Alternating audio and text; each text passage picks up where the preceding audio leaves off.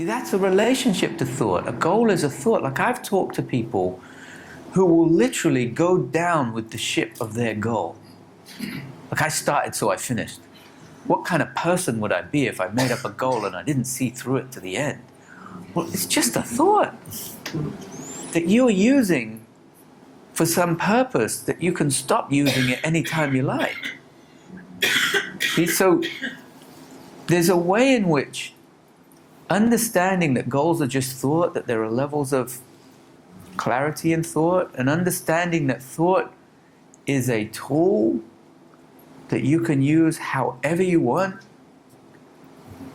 You know, so someone says, oh, I got a goal, so I'm going to be busy for 3 years. Well, you can change your mind. You can totally change your mind. Well, what will people say? I don't know. Whatever they think, probably. You know? So there's a way in which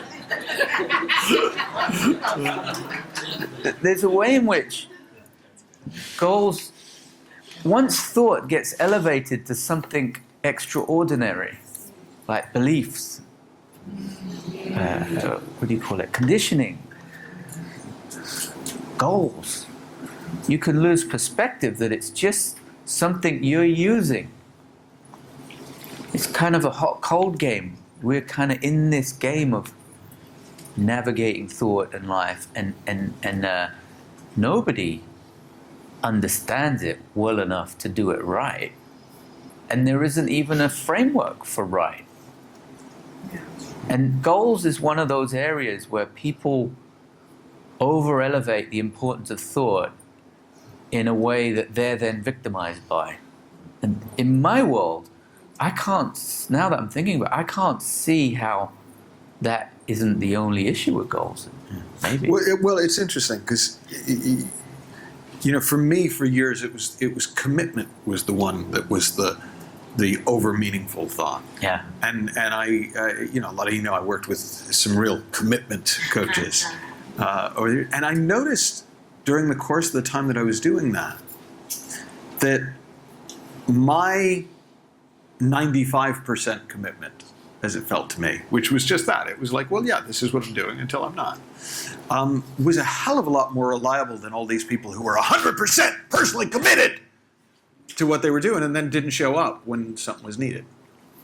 And that was interesting to me because it was like, oh, maybe that isn't a thing. Maybe that's thought. And for me, it's interesting hearing you talk about that, because for a while where I went with it, when I saw kind of what Niall was saying, the difference in feeling and the difference in how it unfolded when I just kind of went with stuff and saw where it took me, as opposed to set a target and reach it, I thought, oh, goals are bad. Like, oh, I don't want to have goals because I get so up in my head when I have goals. And then I went, well, it's not the goals. It's the way I think about goals. I think they're a thing. Mm. And once I got past that, it became useful again in certain contexts to have targets. It just helped me organize my thinking. It helped organize my action. When I have a team working on something, it makes it easier for us to all be heading in the same direction. It kind of matters less when it's just me. But as soon as I want to coordinate action in the world, it's quite useful to have a shared vision, shared target. But it's just useful.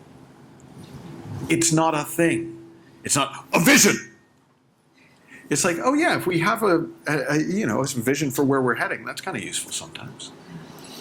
And so that's been what's been interesting for me, is going from thinking goals great to goals bad to goals is a way of describing this. And that freedom of mind, that freedom to have targets or not have targets, to stay in a freedom of mind when somebody else gives you a target. Do you mind sharing some of the? I'll share some from mine. But you know, Aaron was telling some stories about the different way people deal with being given targets. You know, at work, and some people love it. Like, yes, now I know what I'm up to. Okay, and that's the game. You know, other people, oh God, I've got this target. I've got to, go out and I've got to do this. I hate John, I hate my stupid, right? And or is that just me? you know.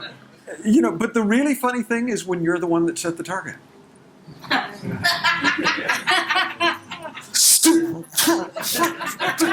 Right? It's like you made it up. You don't like it? Make something else up. And it was one of the first coaching sessions, big breakthroughs, one of the first really, really wealthy guys I worked with. And I wrote about it, and you can have what you want. And he said to me one day, he said, I asked him about goals, because I thought goals were like goals. And, what are your goals? And he was like, well, I mean, these are my goals, but, as I get closer, I'll see whether I still care. And I mean, this was heresy to me. He was going to change his mind part way if he didn't like it. I thought you were a man, right? And he said, to me, the only reason I have a goal is it helps you fall more deeply in love with life. And I was like, wow.